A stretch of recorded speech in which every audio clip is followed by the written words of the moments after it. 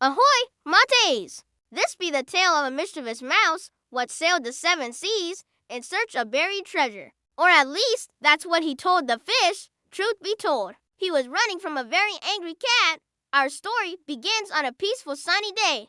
A little blue submarine was sailing through the coral reef, looking for adventure. Inside the sub, a handsome young mouse, wearing a pirate eye patch and a red fez on his head, was busy polishing his treasure chest. He sang a Johnny tune as he worked, dreaming of doubloons and jewels. Suddenly, a giant shadow loomed over the sub. Startled, the mouse dashed to the porthole. Land ho, he squeaked, or rather ship ho. Outside, a big orange cat wearing a snorkel and scuba gear circled the submarine.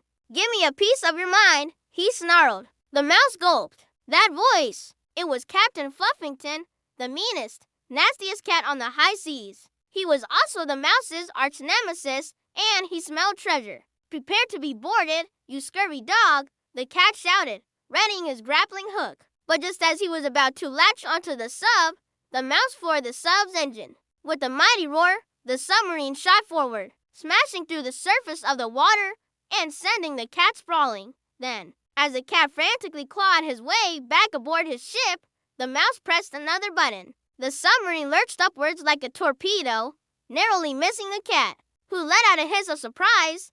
Then the submarine did a loop-de-loop, swooping down just inches from the cat's face. Before diving deep into the ocean, the cat fell backwards onto his ship's deck. Utterly defeated, blast that mouse, he grumbled, shaking his head. He'll pay for this little stunt, you'll see.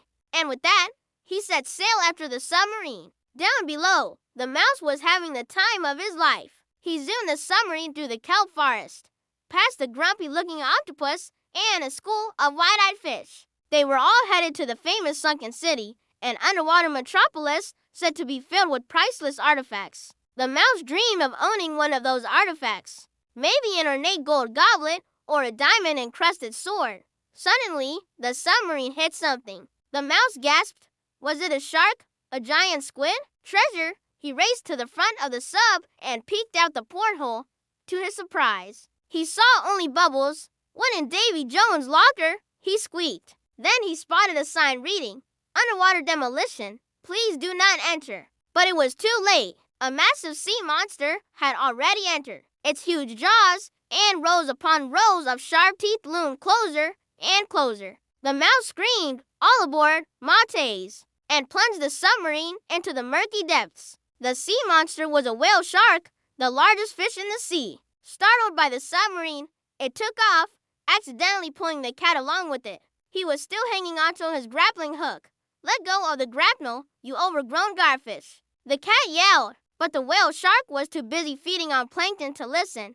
Finally, the cat let go and tumbled into the water, landing with a plop right beside the submarine. You let me go, you overgrown goldfish, he spat, glaring at the whale shark. But the whale shark just kept swimming, unfazed. The cat climbed aboard the submarine and peeked inside. Where's that Boston mouse? He muttered, but the mouse was nowhere to be seen.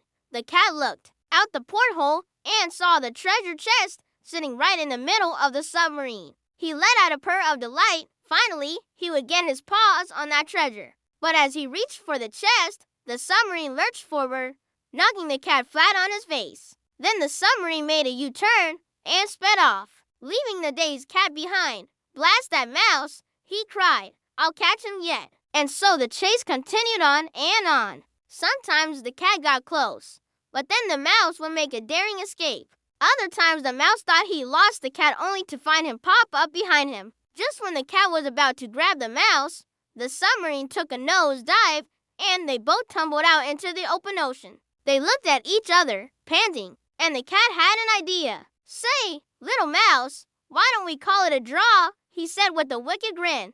We can split the treasure. The mouse hesitated, then agreed. Together, they dove deep into the ocean and retrieved the lost treasure of the sunken city. And they lived, the cat and the mouse, happily ever after. The end.